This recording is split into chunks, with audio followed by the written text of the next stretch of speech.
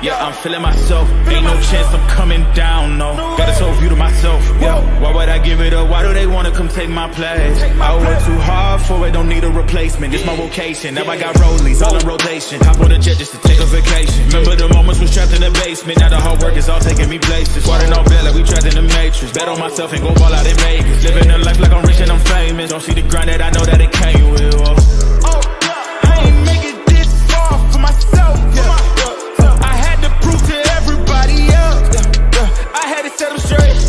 I had to boss. I had to renovate. I know they hate when you elevate. And stacking up losses, I'm handing them out. Yeah, I had to go delegate.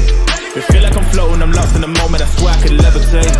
They never believed that I would really fly. I had to go demonstrate. I had to set them straight. They hate when you elevate. Elevate, elevate. They hate when you elevate. Elevate, elevate. Yeah. They hate when you elevate. Elevate, elevate.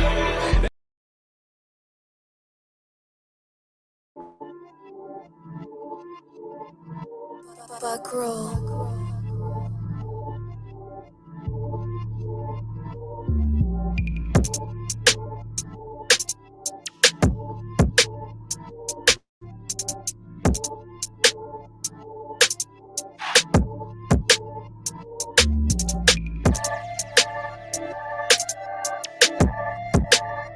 Purchase your track today.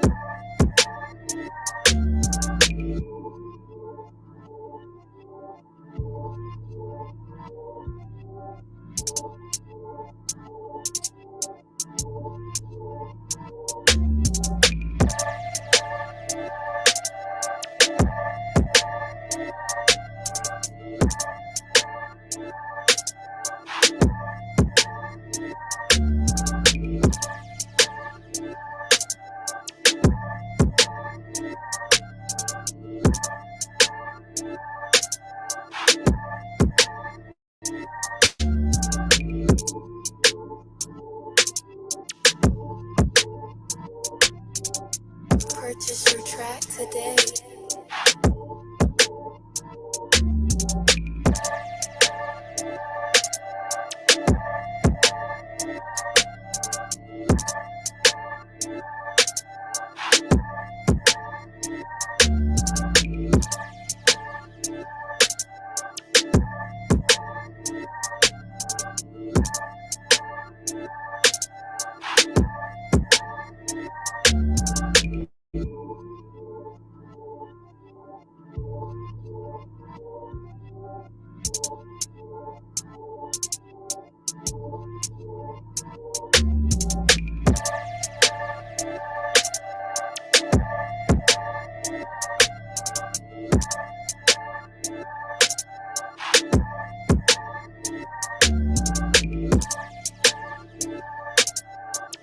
Purchase your track today.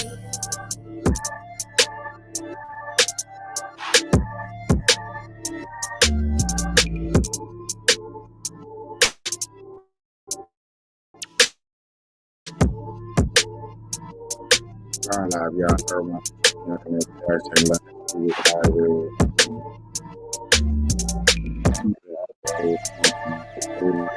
myself. Family starting cannibalization. I do not have presence. I just later on earlier today. Earlier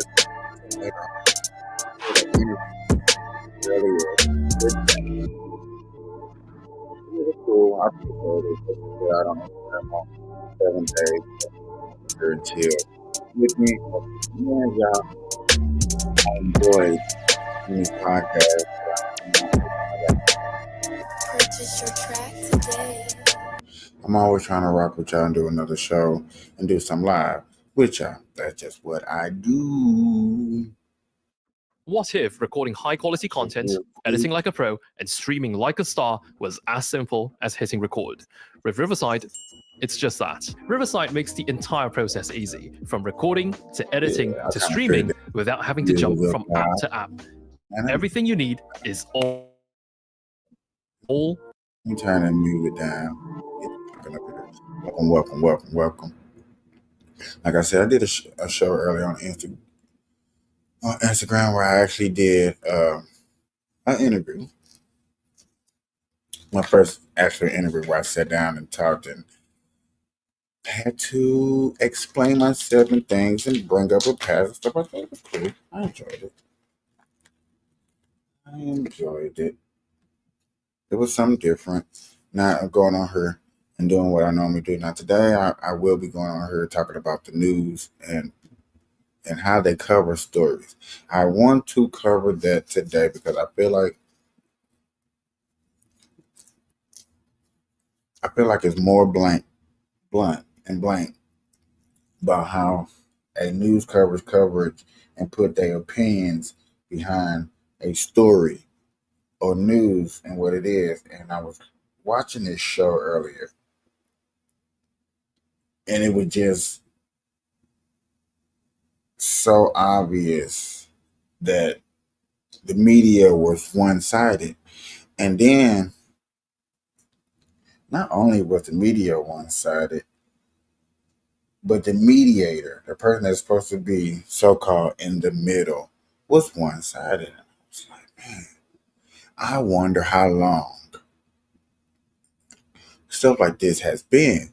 How long has it just been one side in the media coverage when you're covering the news? So I was like, I was going to start that today. I was going to do it earlier today, but like I said, I went to go podcast with somebody else for a minute. Did about 2 episodes and stuff like that. Like I said, go check out 7 Days. But yet again, I wanted to cover news today. Now, y'all know, for people that's watching me, and I have always said I'm going to start my show out covering news, marijuana news coverage first, and I'm going to keep my word, and that's what I'm going to start. So, I think I got a good one for y'all.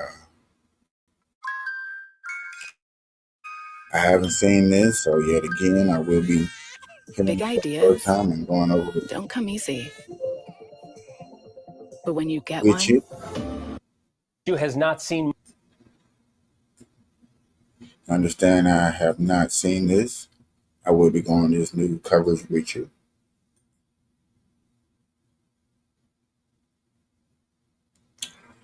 And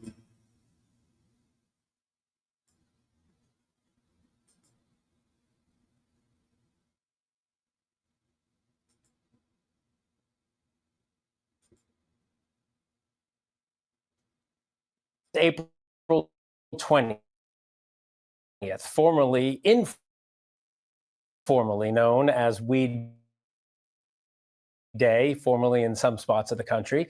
The unofficial holiday derives from a group of California high school students in the 70s. California is one of the many states that has fully legalized marijuana, while other states have given the drug mixed legal status or just kept it fully illegal. Trump has expressed favor for legalization in the past, posting on Truth Social in August he would support Florida's marijuana legislation amendment, a legalization amendment, but the issue has not seen much movement in the administration's first 100 days. Obviously, the president has been busy with other priorities. Here to discuss the policies of weed is founder and CEO of Precious Canna Company, Precious Osage Arise. Did I say it right? All right. So good to see you. Good to see you. It's good to have you again. I think now that it's twice, we can say friend of the show. Thank you so much. I'm happy to be here. Let's discuss the politics of this. Yes. Because as we were talking about during the break, and as we just mentioned in the introduction to you, it is legal in some states. It is not legal in other states. But federally, there's still this confusion. Yeah, federally, there's been no movement to truly support the cannabis industry. And on a day like today, 420, where we're going to see massive sales. Just last year alone, this day saw $83.6 million of cannabis just sales in one day. So we've been really waiting for the federal government to give more support to sustain this industry, especially economically, for those business owners that need tax relief, that need banking, that need more options to be able to safely produce cannabis products for the country. You've lobbied Congress, Absolutely. and you want it to be legalized in a federal way, in a safe way. How would federal legalization affect Americans? I think federal legalization actually leads to decriminalization. Most states that we've seen any level of legalization takes place, we've seen a lot of those crime and actions around Federal legalization getting decriminalized. That sounds good. Sounds good. But I know and you know that federal regulations does not lead to decriminalizing federal. It don't. I'm sorry. It sounds good, but it don't sound promising. It really sounds antagonizing, and it's finding more reasons for the federal law to put you behind jail. And here's a person that you would think would advocate to get less people out of jail, but I just hear the opposite. cannabis starts to come down. Actually, just this week, we had in Congress Representative Dave Joyce introduced the Stakes 2.0 Acts, which really supports states having full autonomy of what their cannabis economy looks like. And we're hoping the administration gets behind this because they've really been bullish on giving states the ability to choose their fate. But now we need the federal government to give them support to make those cannabis industries sustainable in each state. I would imagine with the lobbying that you do and with the amount of talking you do about this, you interact with folks who say, oh, it's a drug, it shouldn't be legal. What is your counter to that? Because a lot of people don't think it should be. Absolutely. It's a new industry. Reefer madness, the war on drugs was not too long ago. So there's a lot of stigma behind what people think cannabis is. And that's where a lot of research comes in handy. That's when having HHS and the DEA participate in that research to give people more of an appetite to sustain this sort of, commodity, because it is everywhere. People are consuming in various different ways. Now we just need some safety and regulations there, because this is also about public health. So FDA getting involved to give us some guidance would be super helpful. And I think that will alleviate what we're seeing on the opposition. It's just really not knowing the education around cannabis. And just finally, your company is New Jersey's first Black woman-owned pre-roll brand. Yeah. I get that right. Why is social equity and representation important, and how could wider legalization help further involve marginalized communities? Oh, it's very important. Like, we have to think about where this industry actually came from. The war on drugs really saw a tear through Black and brown communities being incarcerated. And now we have a multi-billion-dollar industry. It's important. I knew she was finna go to the Black and brown stuff. But yet again, you want feds to be involved. I don't think that's smart. Just my opinion. We almost done. For some of those people, not only one, be released from prison, but be able to partake in this industry. And that's for the federal government, because businesses like mine need support. If not, we're enduring leaps amount of debt, huge taxes, yet we have these huge sales on a day like 420. So we really need a little bit of support. I really think it's a safe and grown industry that provides more economy. Yeah, just for the record, both times you said huge sales on 420, you had a huge smile. You'll know where to catch me. Good luck with the rest of the day. Thank Precious, you so always much. a pleasure to have you.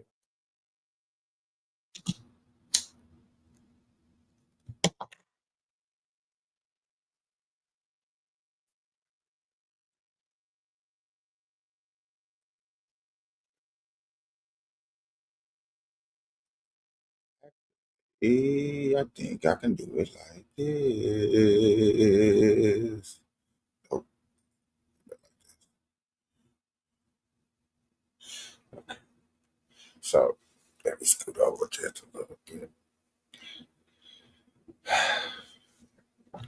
To regulate weed federal, to think that feds are going to decriminalize something that they don't make no money off of. The only way they're going to make money off of is to lock you up. Now, she would have came up with a solution that said, okay, the feds get involved to just push the agenda, still don't get taxed, don't add no taxes, don't do that like that. I'm cool. I'm with that. But first time that you add a tax or a law or something, I just do not see that it's not staying safe for being decriminalized. I'm just keeping it real.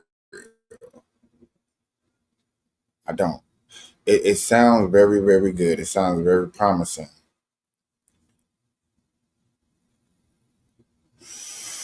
But I just don't get it. Yeah, I gotta take a small break real quick. So I'm trying to find something to leave y'all with to watch.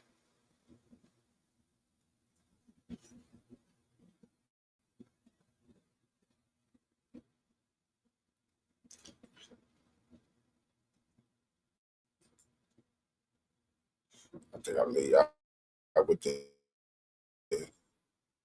An MS-13 gang member adjudicated by two different judges, I believe, is just simply being referred to as a Maryland man over and over again. Is he not a Maryland man? What? I'll have you believe, sir, he's actually not from Maryland. He's actually not from Maryland. He's actually not from Maryland. Yesterday, you may have missed the morning show because I was at the White House. We had requested interviews with several individuals at the White House, and we ended up getting invited to do some of these interviews with several individuals, notably Secretary Kristi Noem, Sebastian Gorka, as well as Secretary Sean Duffy. Very interesting. We're going to be putting those out today, tomorrow, and I believe Monday we have them. And additionally, I was asked that if I was available, would I like to take the new media seat in the White House press pool? And they would give me one or two questions to kick things off, and I could just ask whatever I wanted. I did. Oh boy, is the liberal media losing their minds. They are so angry. And this is the funny thing about this entire narrative, because let me break this down for you. No one told me what to ask. I had a genuine question. What I am irked by with the White House press briefings is that they are dominated by a media that may as well be one company. Whether it be ABC News, CNN, or the New York Times, they all report the exact same things. Now, one might normally say, well, that just means what they're reporting is true, right? I mean, if the sky is blue and everybody says the sky is blue, it's because they're correct. But what about when they lie and falsely frame things? And I'm going to show you exactly how they're falsely framing even this story, proving my point. Well, then it's not that they're telling the truth. It's that they are one homogenous corporate apparatus and not a press. Most of the people in that room, not all, some are actually pretty good. And I don't just mean the new MAGA influencer types they're referring to, like Mary Margaret from Daily Wire or Elad from Timcast. No, I mean, there's actual journalists there who ask real questions. And again, I also don't just mean Ducey from Fox News. He's great, by the way. No, I mean, it's not everybody, but they're institutions. Take, for instance, the Maryland man hoax, which is what I brought up intentionally to point out that there are people in this room that perpetually march in lockstep with false narratives. And so I want to know, I wanted, in the politest way that I could, I want to know why the White House allows them to do this. Are they going to be expanding this seat? And they say it's sucking up and it's a soft ball. Gilmar Abrego Garcia is a man from El Salvador. Okay. We don't say he's from Maryland because he's not. He hasn't even been there, I think, 6 years, maybe. I mean, isn't the dude in his late 30s? So barely a fraction of his life is in Maryland and say he's a Maryland man? No, that is a manipulation. It's called a framing device in media to trick you into making the wrong assumption. And it worked. Hassan Piker, one of the biggest streamers on the left, literally did not know that Abrego Garcia, the El Salvador man, MS-13 gang member, and whose wife claims he mercilessly beat her on numerous occasions, Hassan Piker did not know this guy was from El Salvador. And so what I said was, guys, if I thought that Trump had accidentally kidnapped an American citizen who was not a member of MS-13 in a dragnet sweep, I would be saying the same things as him. I'd say, Trump, you got to bring the guy back. What are you doing? And then Trump said, well, sorry, he's in El Salvador now. We can't get him. I'd be like, what? You said an American citizen with no charge or trial to El Salvador? Oh, wait, what's the real story? An El Salvador man and gang member who was arrested and adjudicated as removable by his own admission was sent back without a USCIS interview. Oh, darn. We didn't get that USCIS interview to determine the conditions of his home country. That was the administrative error. Yeah, not a good one. But Hassan Piker didn't know this. I've got the clip. He's trying to backtrack now, saying, no, I knew, but he didn't. When I said in the press briefing, there's a Maryland man, Hassan thought I was insinuating he was from the greater Maryland area. I was referring to a suburb or DC, as if he wasn't really from there. My dude, he's from El Salvador. But see, when the media marches in lockstep with this lie, a person like Hassan, probably getting his news from headlines and not actually investigating, sees Maryland man and says, whoa, Trump deported an American citizen? And he gets shocked by it. That's why they do it. Worse, let's imagine that Hassan Piker actually thought he was doing his research and he pulls up 5 different outlets that all say this man was from Maryland. He goes, wow, this is some Maryland guy who got caught up in this dragnet. In reality, he's not a Maryland man and never was. And think about it this way. Someone asks me where I'm from. Do you know what I say? Well, I've been in West Virginia for 5 years. Am I going to say I'm from West Virginia? No. I say, oh, I'm from Chicago, but I live in West Virginia. Everybody I know says that. They'll say I'm from this area, but I live here. Because where you are from is a reference to where you were born and grew up. Now, to be fair, there are some circumstances where someone might say, oh, I'm from Chicago. I was born in insert country, but moved there as a child, right? Yeah. Take a look at this from the Daily Beast. MAGA podcaster goes full suck up in first White House press briefing. Tim Pool was paid handsomely to spread pro-Russia talking points. Fake news. That's a lie. All they do is lie. I will address it because I got no problem doing so. I was given a contract to do it.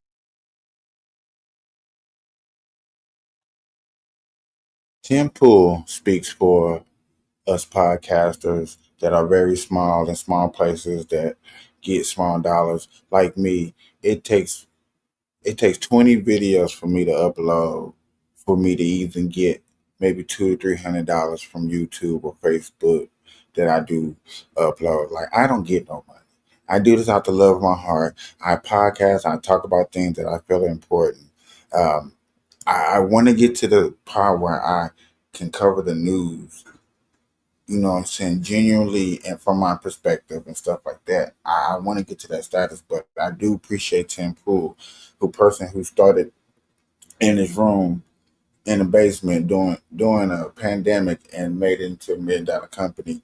I am on my way to doing that. That is one of my goals, is to turn this into a legit company.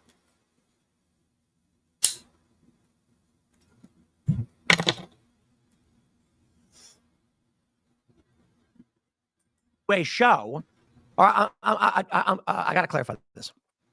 Had a contract with a Tennessee-based company to license non-exclusively a show I already made on my own that still exists to this day and is the 10th biggest live stream in the country. So when we do a debate on, I don't know, Carmelo Anthony or religion, I believe this Friday, our debate is going to be on sects of Christianity. They are lying because that's what they do. This is why we call it a cult. This is why we call it propaganda and a fake news machine. If you watch this show or you watch the Culture War podcast, you're like, this is barely geopolitical. We're not talking about Ukraine or Russia. We did one debate on Ukraine and Russia. One. I think we did one on Israel. One thing they did good, I did like that. They did take people from both spectrum, Democrats and Republicans, put them on stage and gave them a platform to talk about things that matter. I did appreciate, like I said, I appreciate Tim Pool and what he has done for us as podcasters to bring a light into, you know what I'm saying, make sure that mainstream media is not taking over. And you got to appreciate that, child. You got to appreciate that.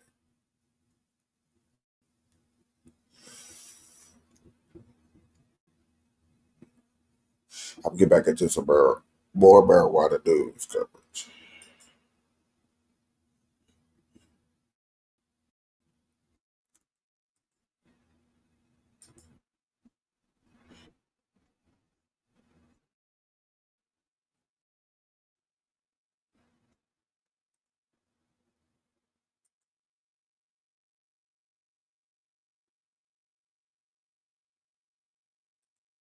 April 20th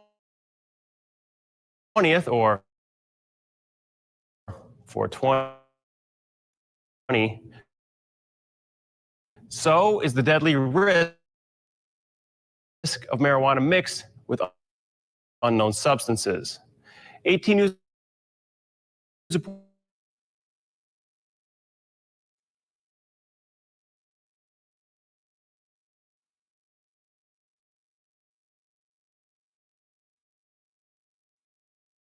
Let's do it. Flores wasn't a fan the first time, but the second time, everything changed. It was the second time I smoked that I really fell in love with it.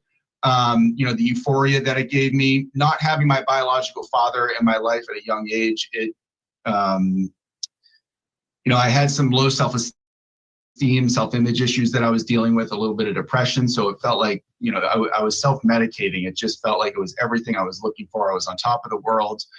By the time he was 16, marijuana wasn't enough. He moved on to opioids, and his life changed from there. My legs are kicking, my stomach's turning, my body temperature, and my life began to spiral out of control very, very quickly. Flores nearly died from an overdose, but after 3 tries, Flores finally got sober. Have in your mind of someone that is struggling with active addiction or has substance use disorder, get that out of your mind, right? Don't think that you're insulated and something like this can't happen. 18 News that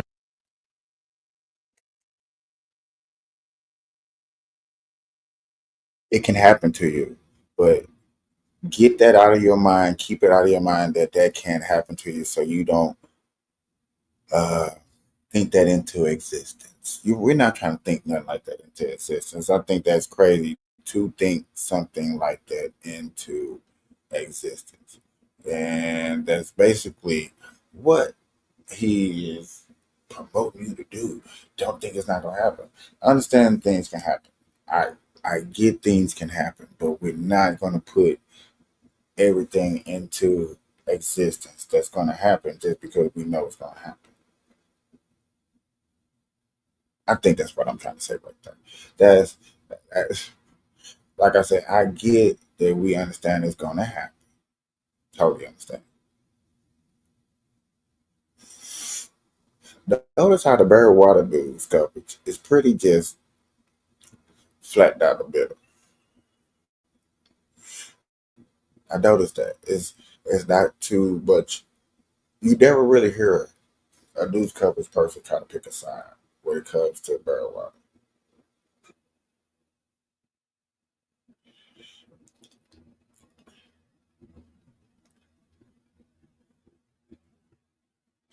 Driving laws lead marijuana and cannabis use. And I think we was talking about this yesterday.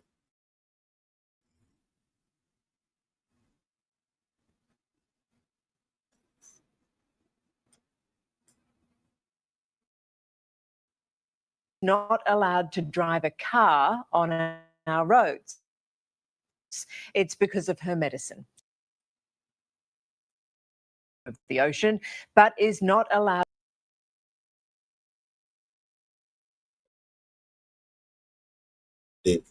True.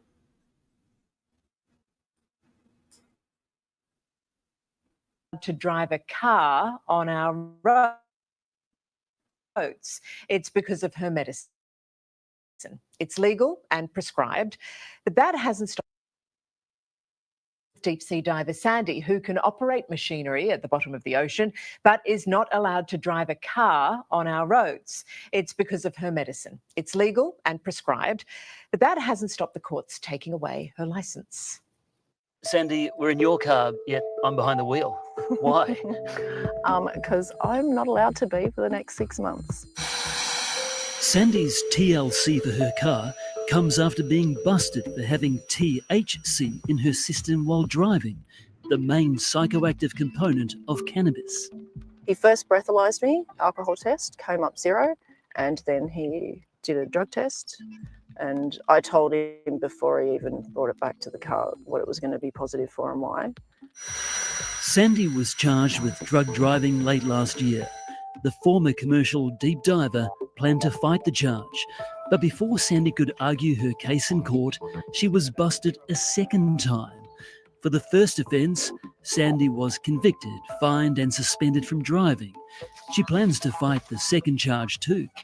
Someone has to stand up and stop being bullied into pleading guilty. Sandy is one of more than 700,000 Australians using cannabis for medical reasons. I certainly would not have convicted her. Former New South Wales Magistrate David Halpern turned his back on the profession because our drug driving laws needed a reality checkpoint. I found myself driving home after court with a really bad taste in my mouth, thinking, I just can't keep doing this. I can't apply a law that is so unfair, that has such a drastic influence, negative influence on people's lives when they lose their licence. At Lismore Courthouse behind me, there's 46 drug driving cases being heard here today alone. A current affair saw the impact the laws were having on drivers in Halpern's backyard in 2016, when the local magistrate chucked it in. It's a horse test. The test just shows whether or not it's in your system. All this saw Professor Halpern change direction. The Dean of Law at Southern Cross University is a vocal advocate for overhauling our drug driving laws. If you go to the doctor and you get a prescription and you drive, then you are committing an offence in every state of Australia. In Tasmania, there is a defence, which is if you've been prescribed and you're not driving under the influence, so you're not weaving all over the road, and you're only using the cannabis you've been prescribed, then there's a defence available, but nowhere else in Australia. Please wipe this down your tongue. New South Wales Police conduct more than 250,000 roadside drug tests each year. That's more than anywhere else in the world. There's certainly no proof in the pudding that people who are using cannabis medicinally and in accordance with their prescription raise the road toll at all. We're in an evidence-free zone, but we know this. Public policy should not be determined by police desire to do 250,000 drug driving tests. And apart from anything else, it takes police away from policing things that I think every member of the community would be way more concerned about: domestic violence, child sexual abuse. And at the moment, the legislation says that if you have THC... What is more important than y'all? Finding sex offenders or finding people that smoking weed and now they hop behind a car and started driving? What is more important than y'all? Bank robbers, sex offenders, rapists, gun charges, people running up from felonies, not showing up in court, child support. What is more important than dealing with marijuana that nobody has really? There's been a few marijuana accidents, but not many. Not as many as alcohol, nowhere near as many as asthma attacks or any other thing that happens in a car doing a normal drive. And this is what I was talking about yesterday when it comes to truck drivers and this DOT. And I understand, I'm not saying smoke and drive, but getting off, want to smoke, want to chill, y'all got to get with me on this. Y'all know this is not a bad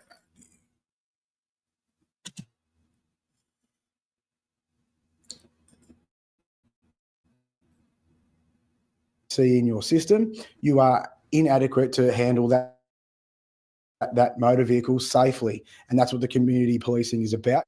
Alex Karuna is the president of the Australian Federal Police Association.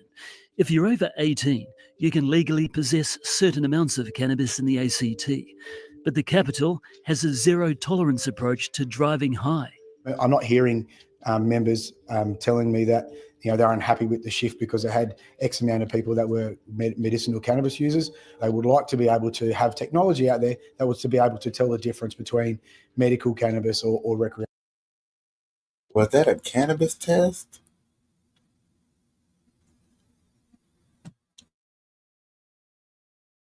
I'm not hearing members telling me that they're unhappy with the shift because That says cannabis or meth. Now I gotta go to the big screen because I want y'all to see. I really want y'all to see.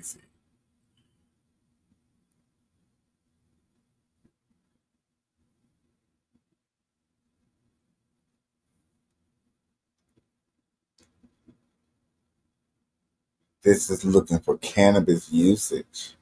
This ain't looking. This is not alcohol. This is cannabis usage or meth.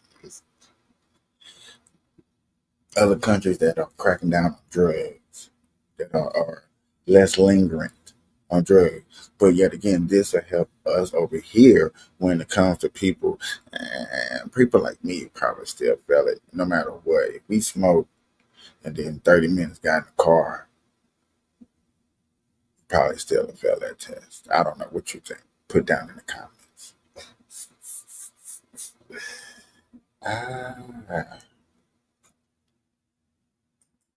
medicinal cannabis users. They would like to be able to have technology out there that was to be able to tell the difference between medical cannabis or recreational cannabis. And unfortunately, that technology doesn't exist at the moment. Medical cannabis users feel they've been driven into a catch-22 cul-de-sac. Do they keep using the medication that works and risk losing their license? So dude said, did y'all peep that dude said there's not a way to tell, but then we just seen a test that's put out there. So that test is probably no good. That test is not valid. Curious.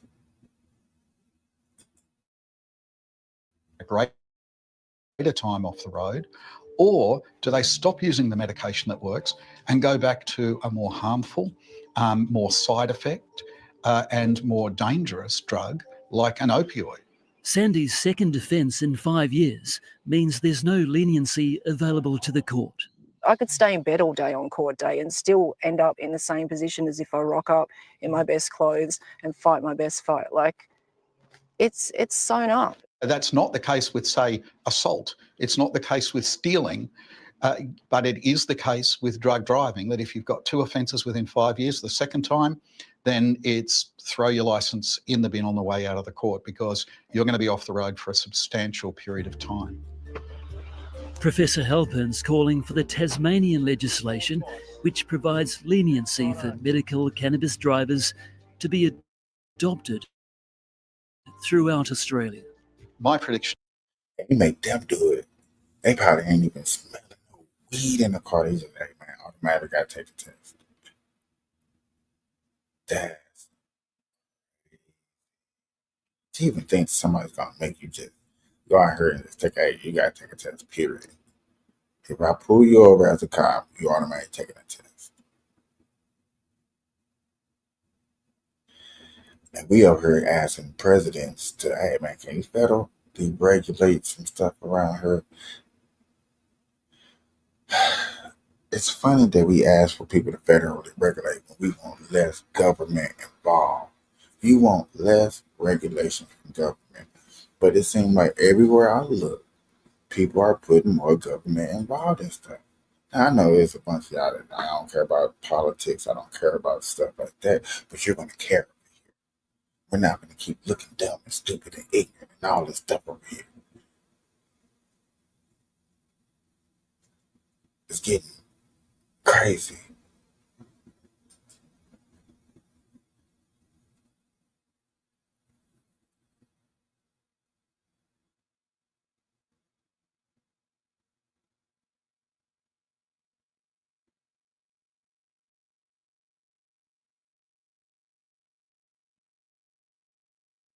I got to cover this. I'm going to cover this. This happened 6 days ago.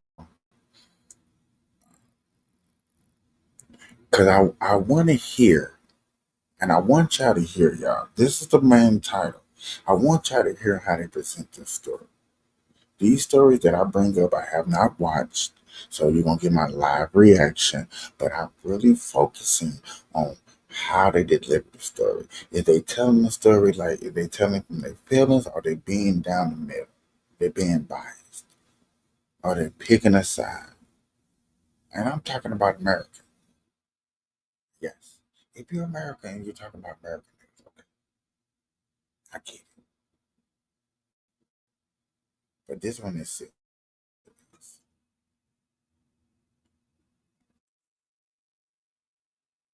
And sometimes I think, take serious. Yeah, again, I feel like most of these news coverage is told to take a side. I want you to feel like this when you deliver this story.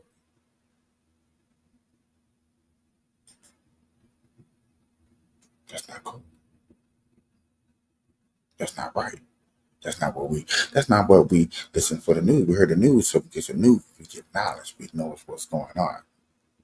Now you picking a side, you choosing what story, and everybody like, man, it's always been like that. Okay. Hijacking involving Americans in the Central American country of Belize. Police say an American citizen hijacked a small plane at knife point. Here's ABC's Matt Rivers. Tonight, the dramatic scene on a runway in Belize. Passengers running away from a small plane as authorities with guns race toward it. On board, an alleged hijacker who was a U.S. citizen shot dead by a passenger with a gun. It all happened aboard a flight from Corozal to San Pedro. 14 passengers aboard, including 2 Americans. Police say the plane was hijacked by U.S. citizen Akinyela Sawa Taylor, wielding a knife shortly after takeoff. Officials say the hijacker demanding to be taken out of the country, insisting the plane land to get more fuel. But as the plane was touching down, officials say a passenger aboard the flight with a licensed gun shoots and kills the suspect. We're praying for him. He's our hero, I must say. Lindsay, the U.S. Embassy in Belize say they are aware of the case and working with local police. Lindsay? Matt, thank you.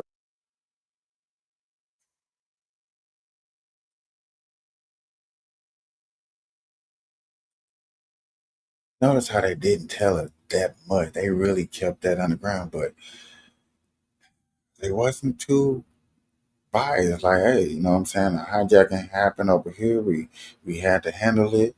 This is how they handle it. And hero. But yet again, there's not a lot of coverage. I will be looking for more news from that to bring to y'all. I will try to bring y'all more news and what they feel about this. CNN, Trump. I love it. Love it. Love it. Love it. Love it. Let's go. Now they're going to hit it with a commercial.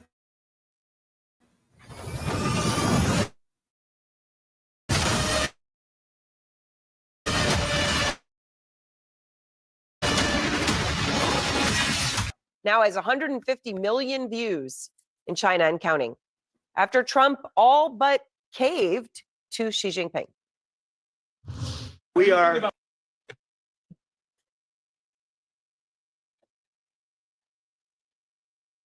You see how they're describing. You're going to describe our president. I don't care if you don't like him. I don't care if you hate him. You're going to describe our president as checking out to another country. I will report that and saying that, yes, they put that in the newspaper, but I'm not going to report it like I was a fan of it. That's all. And this is what I'm talking about when I say when they bring out it's like they're putting their feelings into it. Let's keep the feelings aside. Let's just tell the story. Hey, this is what they said. But do you really?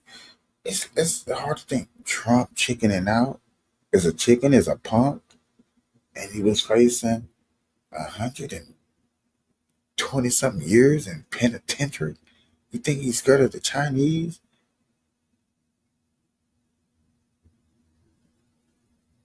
Saying, I mean, that post with the viral hashtag Trump chicken out now has 150 million views in China and counting, after Trump all but caved to Xi Jinping.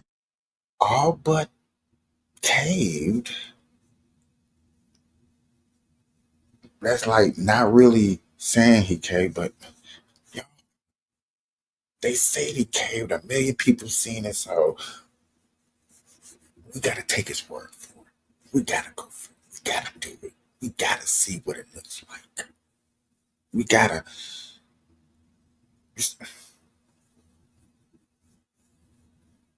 Oh, Trump caving over there in China. Jinping.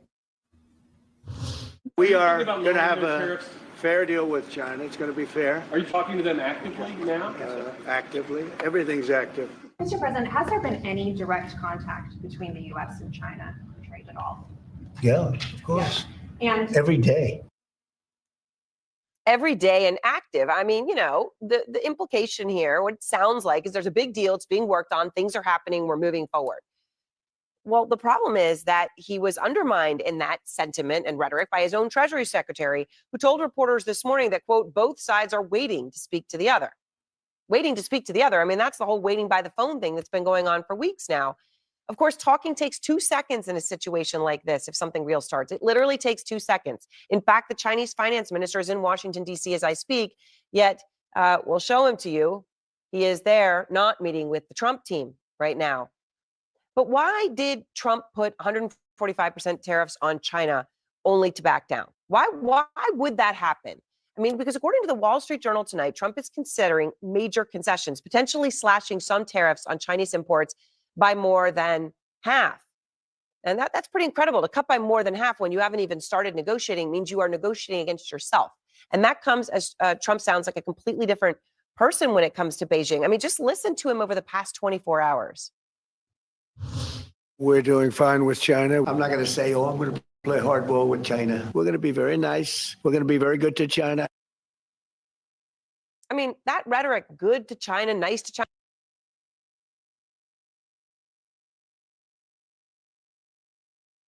You see how fast they cut the comments of him talking?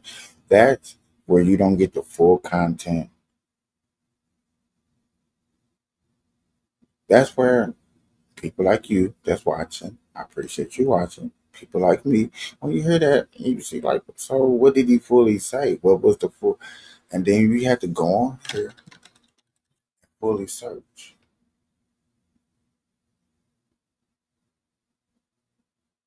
And I am doing this because yet again, and I'm going to explain it on here.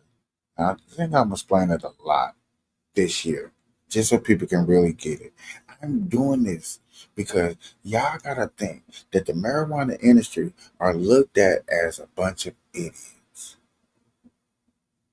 We don't know this. We don't care. This is not part of us. Sometimes, yes, I do want to get the suit, tie, and the flag and everything, and just to show people like, yes, we are serious, even though we're potheads, and get very professional with my podcast.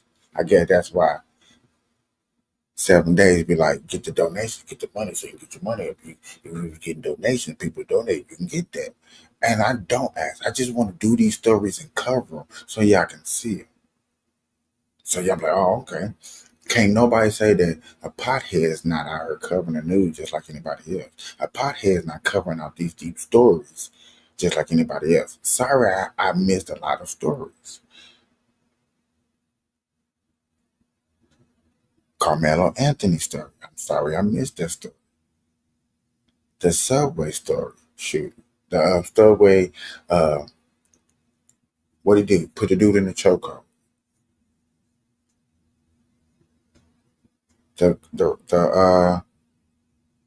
I can't think. The Cratchit movement, the AOC movement. It's a lot of things that I should have been covering up. I apologize. But I just want y'all to see this first. And I promise you, I'm coming back on this tough with these. And I got help.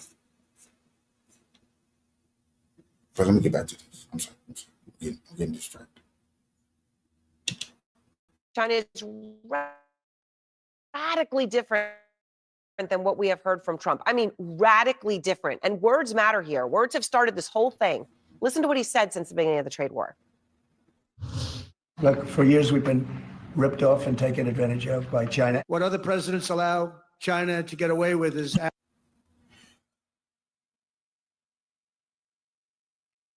If it's true that I think what they say in the 70s or 40s, I'm not sure. I really got to do my research. You know what I'm saying? I heard it one time. I really didn't have time to write it down. But basically, China came over to America during Ronald Reagan. Ronald Reagan and China sat down for the first time that America sat down. That was televised on national television, and that's where we start giving away our manufacturing jobs. So we start giving away our manufacturing jobs to other countries, to where 20, 40 years later down the road, they're the number one manufacturing country in the world. They manufacture 80-some% of things that go out to other countries. Us in America, President Trump is tired of other countries getting paid better than we should be getting paid as a country. Not mad at that. There's a lot of people out there, the rich, the billionaires, the millionaires, and he doing it for his rich ass friend. You're not going to eat because you're poor, you're the middle class. It's not going to happen. That's bullshit. Because that's when you heard that from somebody, you should be insulted. You're insulting my intelligence. Like, I don't know how to go out here and get some money. Like, you have not seen a person that was a middle class person become a millionaire. And they still don't feel rich.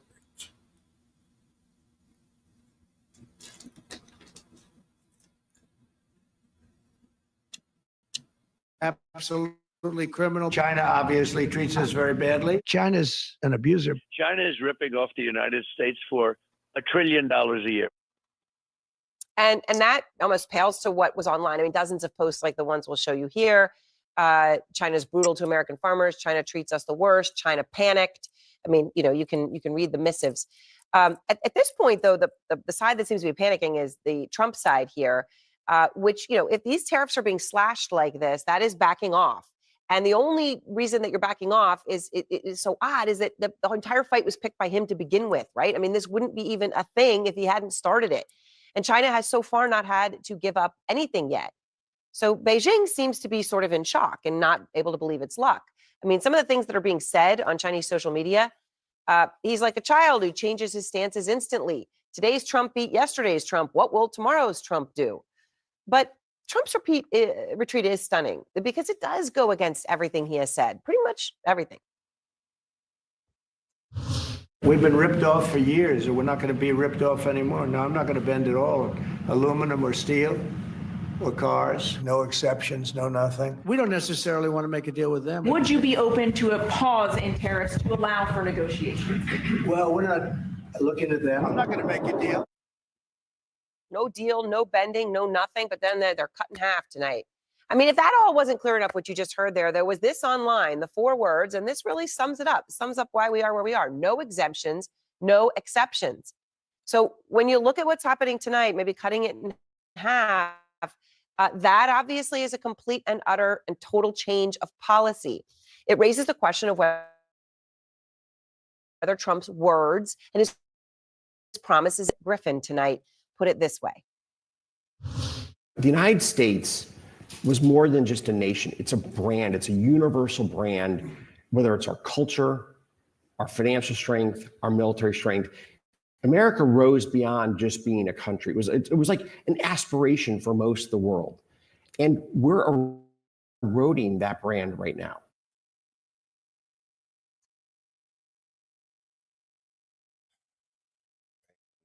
Say that we ain't making no, boy, if we buy, when are we going to sell? Somebody else going to tell. What the hell. We can't let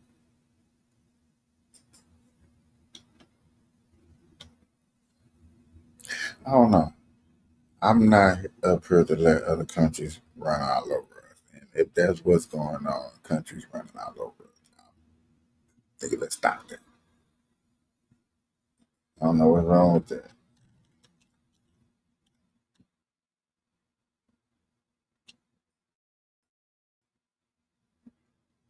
I don't know what's wrong with that.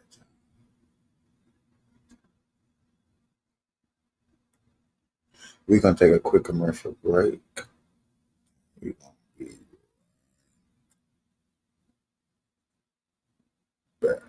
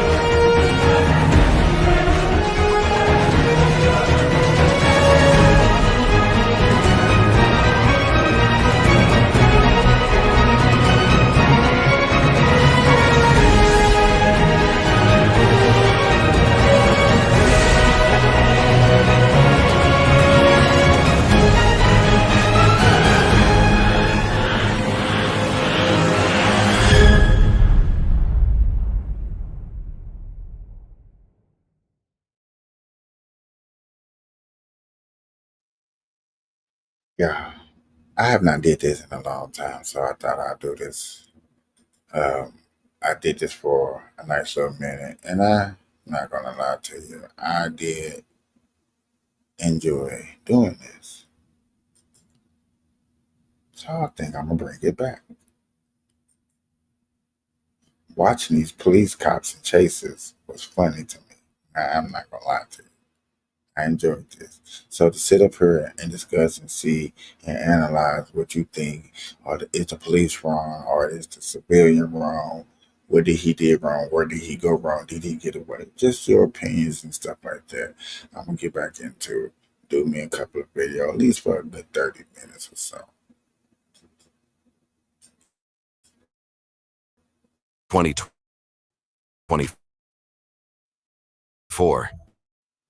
DC police arrived at the scene of a vehicle that crashed into a McDonald's drive-thru, according to LoForward, and crashed into the building. Witnesses also reported seeing a second driver parked behind the suspect, who was also asleep at the wheel.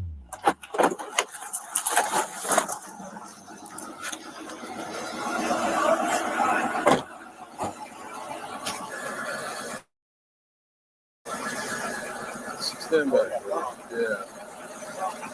Send me additional units to the McDonald's. Suspect has a firearm in his lap. Hey, for you guys, I have 2 other vehicles right there. Look at on the vehicle. I have a white Mercedes sedan. No. No. Hey, get her out of the car. You. Get out.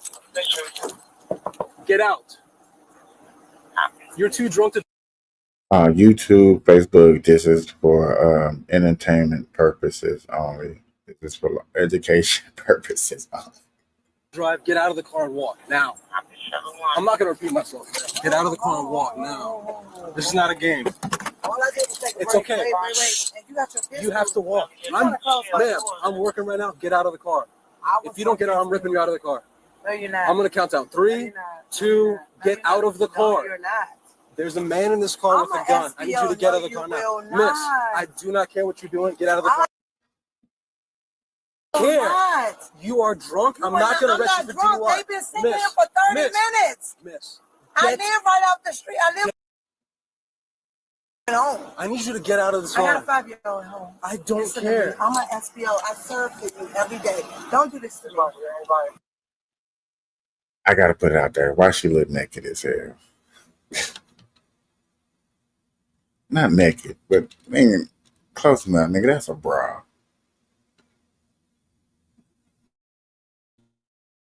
I don't care. I'm an SBO. I serve for you every day. Don't do this to me. Do not do this to me. Do you understand? Drunk to listen. No, I'm done. You are too drunk to listen. Put your car in reverse, go that way.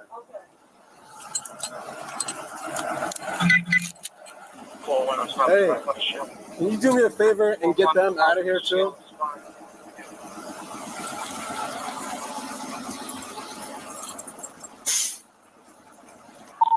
Copy. So I need someone to block off the parking lot to McDonald's after it's cleared out. Hey, can you turn him that way? The vehicle is immobile right now. It's crashing to the side of the building. Units responding. Turn your lights and sirens off, please. Lights and sirens off. You guys, come around to the pay here section of McDonald's past the drive-thru. At the very start of the drive-thru, I need one vehicle to come block the front of this vehicle. I need another one to come up block the back of the vehicle. Here section of McDonald's. Yo, you gotta go. You gotta go. At the very start of the drive-thru. Go that way. No, go that way. Go. Leave. Block the front of this vehicle. I need another one to come up block the back of the vehicle. Hey, bring your car. Bring your cruiser. I need one parked here up front. I need one behind. Get your car. Get your car. Get your car. Block here. I need a car here. I need a car in the back. Hey, you're good for now. Homie hasn't moved at all.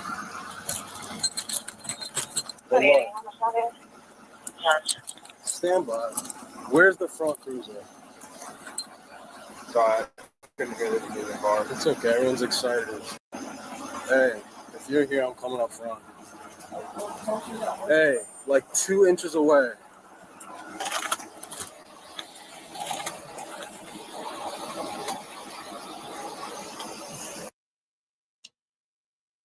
Two inches away. This look like this should have been over with. Hurry, go get you some tough female officers. Just get you 2 tough female officers. Go ahead and lock the girl up. Go on.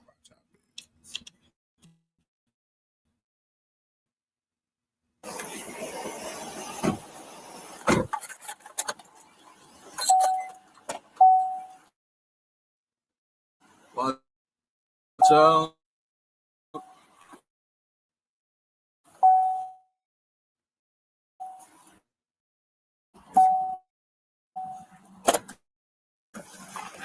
Watch. It looks like the doors are unlocked, but I haven't checked yet. Unlock the door. Hey, so, okay? Hold on, man. Let's see what we got. Hold on, let's see what we got.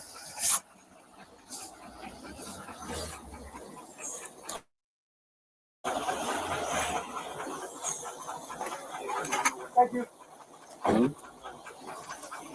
Well, stand by to be guided by an official.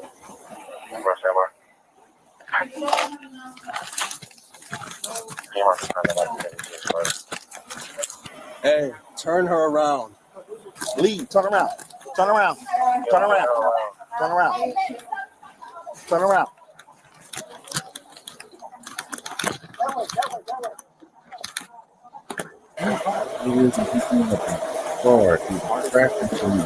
Once we open the door, use the shield and press down the gun so he can't grab it. Because he can't go anywhere. I don't think we even have enough room to move our shield in there. It looks like it is. Come on, man. Yo, get that dude up off the floor. Now I'm going to reach in and grab and unlock it.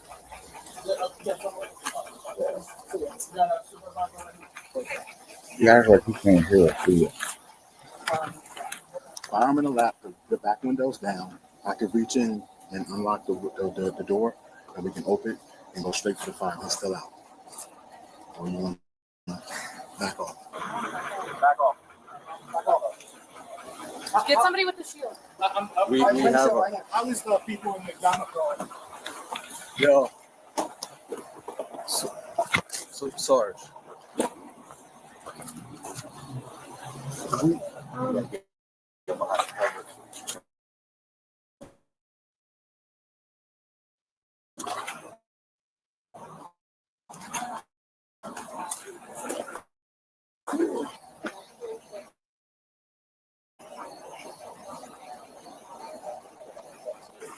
got movement.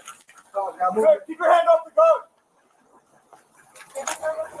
Sir! Put your hands up! Hands up! Hands up! Hands up! Hands up! Hands up! Sir, don't touch the gun! Hands up! Hands up! Hands up! Hands up!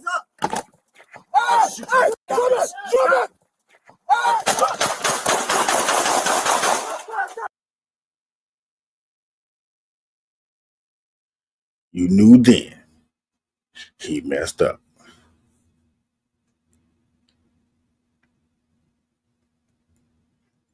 Now they got different angles. We finna go see these from different angles.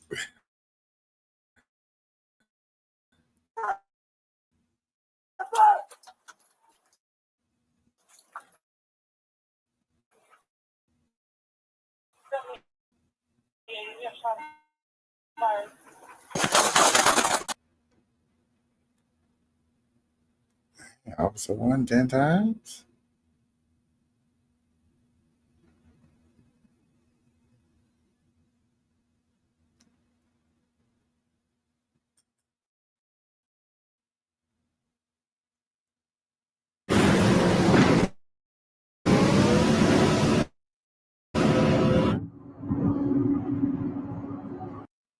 Violence. During a press conference on September 10th regarding the incident, DC Police Chief Pamela Smith spoke on the efficacy of DC's violence interruption programs.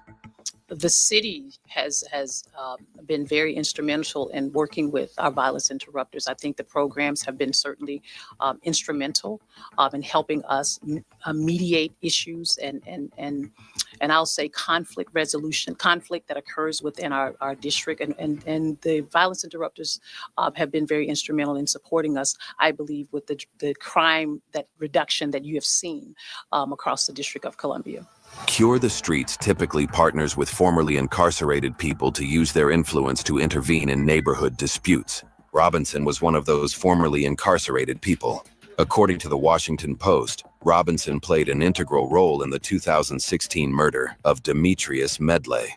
On the day of the funeral for Robinson's older brother, himself a victim of a gun murder, Robinson had a tense exchange with Medley, who was from a rival neighborhood. Robinson then told another man from his neighborhood, Kevin Grover, to smoke him if he came back. Minutes later, Grover shot Medley twice in the chest. Robinson pled guilty in 2018 to assault with intent to kill and served 5 years in federal prison. He was released in 2022, and by April of 2024, he was working with the Cure the Streets program. He became well known in the DC community as a positive role model for kids and frequented outreach events with Cure the Streets. And I decided to tell the younger people and the community members, period, that it's more to life than just going to go grab a gun. It's your job to come out here and chill with us. Robinson's death came on the heels of the arrest of DC Council member Trayon White Sr., who was accused of accepting bribes over contracts involving violence interruption. Residents were also on edge awaiting the sentencing of 2 DC police officers, one found guilty of second-degree murder and the other for obstruction of justice. On September 10th, Robinson's family agreed to release the body cam footage to the public, and that night, the demonstrations were largely peaceful, though at one point, police arrested several people for throwing bottles and rocks at officers. On January 15, 2025, the U.S. Attorney's Office for the District of Columbia announced that there was insufficient evidence to pursue charges against the 2 officers who shot Robinson, and both returned to full active duty. On our second video, we have a guy asleep in a McDonald's with a gun in his lap. And this is a very tense situation because there's other people in the drive-thru, which the officer actually got into an argument with another person in the drive-thru. But he was smart enough to say, you know what, I don't have to deal with that. Let me deal with this because this is a much more dangerous situation. And one thing to keep in mind is some of the windows of the vehicle were open, but that may create a more dangerous situation because if the officer's reaching in and grabbing this gun, you don't know what the suspect might do. And if the other officers on location are forced to fire, that puts that officer in a dangerous situation and the other officers surrounding a dangerous situation. And as the officers are planning and being strategic, they're trying to see if they can get this gun, but the male begins to wake up. So at this point, they have to yell to the male to drop the gun. And remember, when you're waking up, a lot of people are disoriented. So the male didn't know where he was. When he went to sleep, it was nothing around probably. But then when he wakes up, all these police officers around him and he has guns pointed at him. However, he still shouldn't have grabbed that gun because that is what forced the officers to fire. They had no choice, in my opinion. I'm not rocking.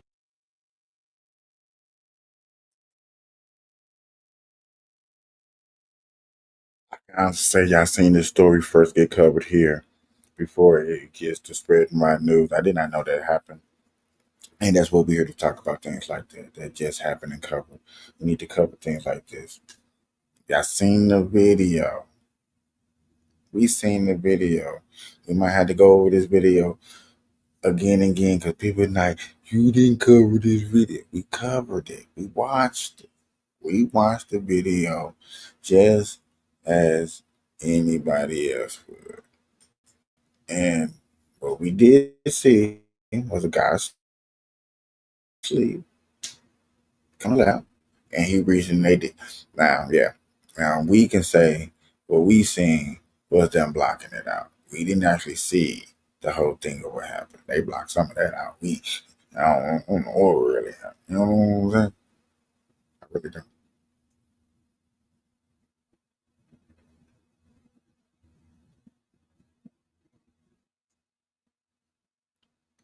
Father and son police suit in flames. I think that's good.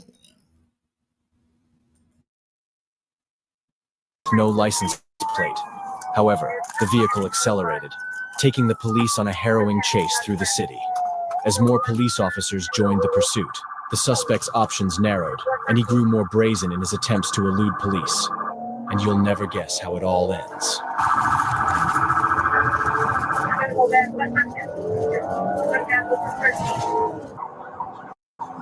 908, we'll call one on behind her. Westbound Capital.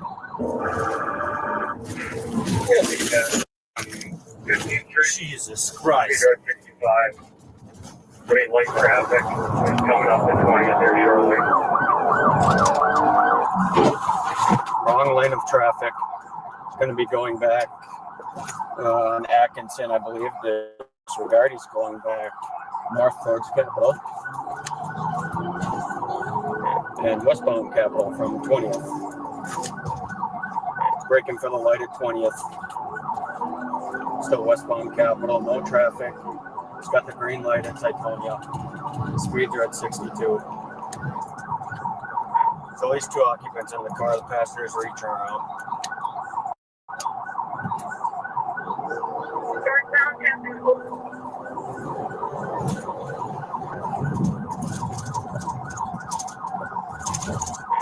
Slowing for the light.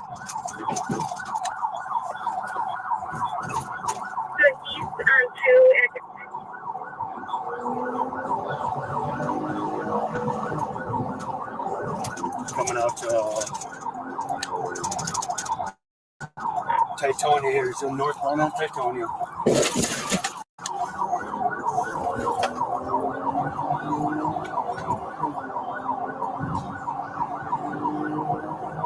Is there any MPD squads going northbound on Titonia right now? With upstairs, just past the Ruby, coming up the light here, slowing for the light, almost comes to a complete stop.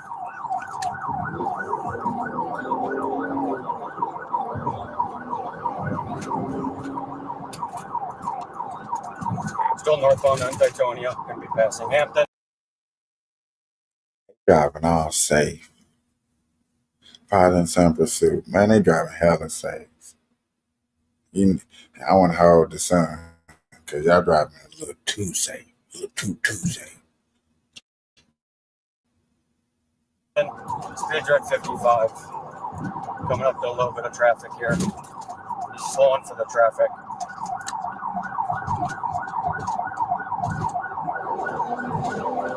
He's passing Cameron, still north on Titonia. Speeds are at 60. Traffic is yielding. He's slowing for traffic.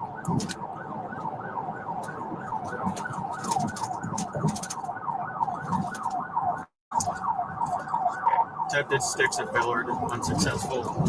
Still northbound Titonia, just past Billard. Speeds are at 75. Light traffic. And he's putting on his blinker. Disregard here. He's going to north on Titonia through Silver Spring.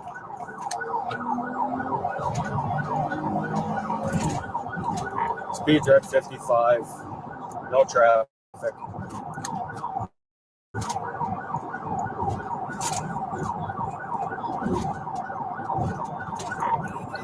still northbound. Coming up to some construction here. Speeds are at 75. Traffic's yielding. Traffic yielding. Come on, Sydney, press the gas. And he's going into oncoming traffic, but there's no traffic.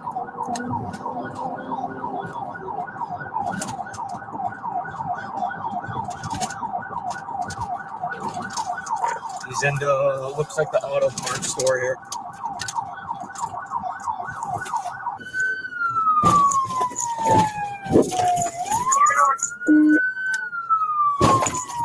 Might be disabled.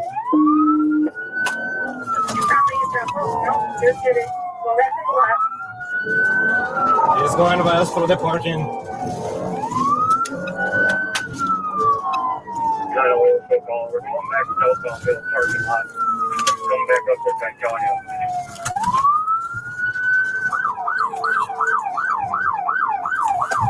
Southbound Franconia. We're coming back to Silver Spring here shortly. Just passing floors right now. If you like traffic, speed here at 65.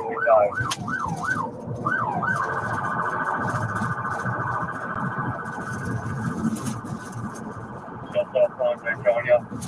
Coming up to Silver Spring, speed here at 85, no traffic.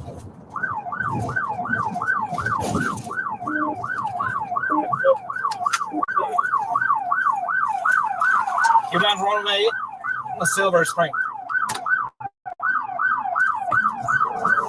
Going back to Silver Spring the wrong way on the on-ramp. Might be correcting himself here.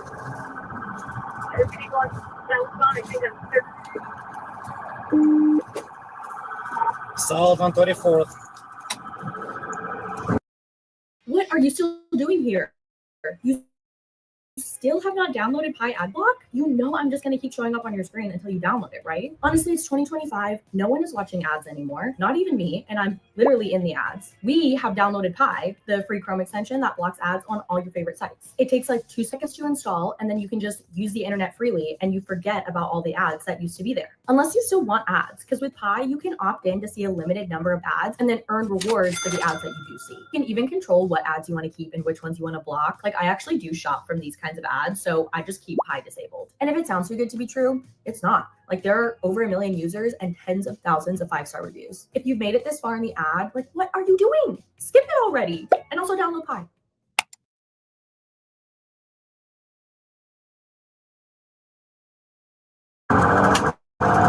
From 37, speed here at 45.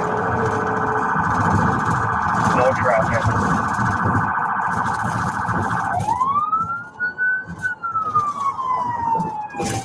Still eastbound. Just past 32nd. Southbound. It's going to be 31st from Hampton.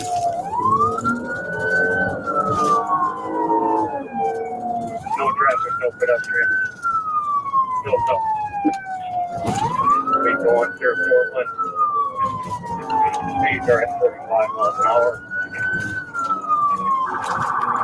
Just southbound. Passing Willowdale. Then we going back. Looks like south on Acton eastbound. No traffic. Speeds at 55. Union the oncoming lane, but there's no traffic. He correct himself. He's going through the light here at 27. He's going to be going southbound on 7th Street. From Atkinson.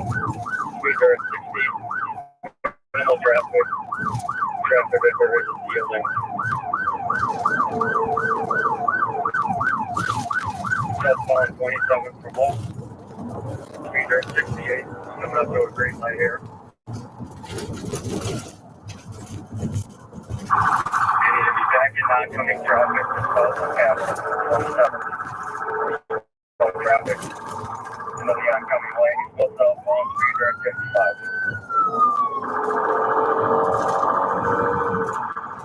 55. He's smoking. Vehicles not smoking, looks like somebody looking higher. Southbound 27th Street from Nash. Speed here at 60. And he's stopping to the light here at Hopkins. There's a light 27 to Hopkins. Full southbound vehicle is going to have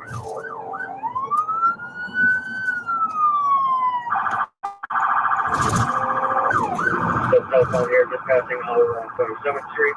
Slowing for the red. They go through the red and they're left. 365 to pass Chambers southbound. Through the red and Lucas. Back in oncoming traffic. He's corrected himself. 3060. Keeps walking, probably brakes from his rear. 10-4, still southbound, coming up with the traffic, fielding. And he's going to be going back. He's going down, get your street in a second for 27. Find your leg.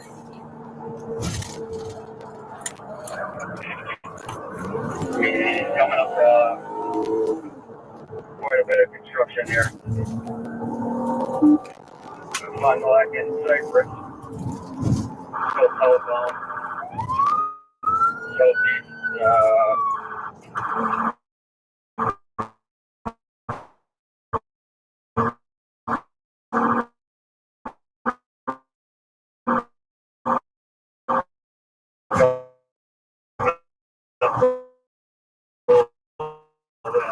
Heavy traffic.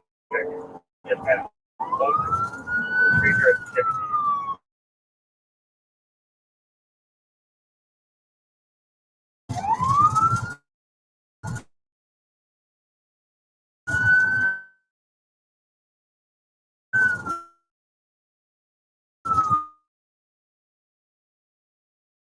He's in the oncoming traffic with 0 traffic. There's more traffic coming up. He's coming up to the freeway here. He's in the wrong lane. He corrected himself. Coming up to 43 and going left. Otherwise, sheriffs.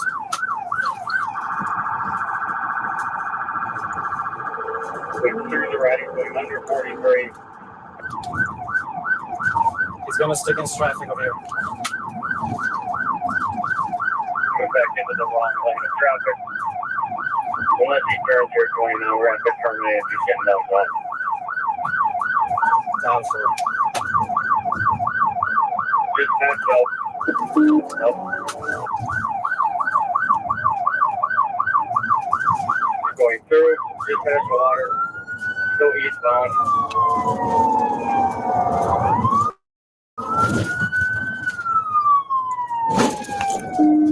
We've run snap now, still eastbound.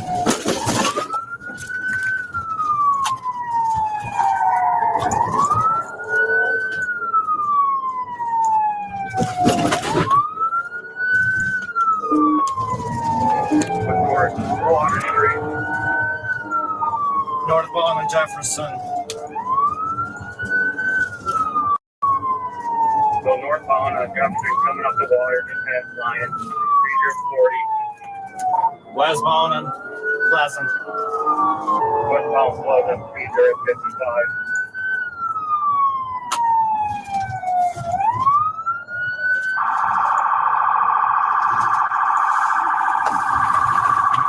Northbound, I'm okay. Pleasant. With Fargo, your virtual assistant from Wells Fargo, you can pick up the tab even when you forget your wallet. I got this. Fargo, send Kaz $145 to sell. Smooth. Learn more at wellsfargo.com/getfargo. What if your smile could go from looking like this to this? Nuvia's 24-hour process is really unique. It's a game. Going northbound, I'm okay. Just past you. Passing 7th, he's slowing down. Northbound on 7th. 7th from Keith, going to be about 60 miles an hour, no traffic, and he's coming off the Capitol.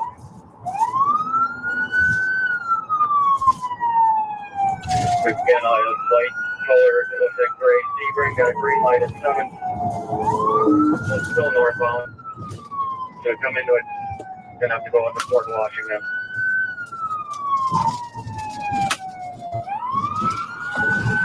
And he hit a wallet.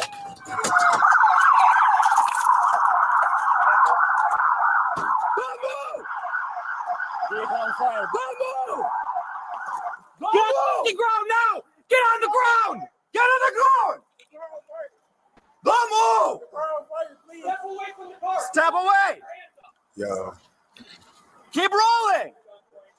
Keep rolling! Keep rolling! Get over here. Get over here now. Rolling. Get the fuck over here now. Over here! Keep rolling! Keep rolling! Keep rolling! Keep rolling away. I got a broke arm. My bad.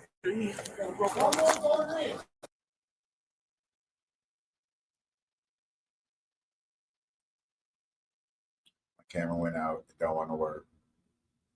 I'm going berserk. It's getting on my nerves. So I'm gonna have to end on the show like this because I can't be like this, y'all.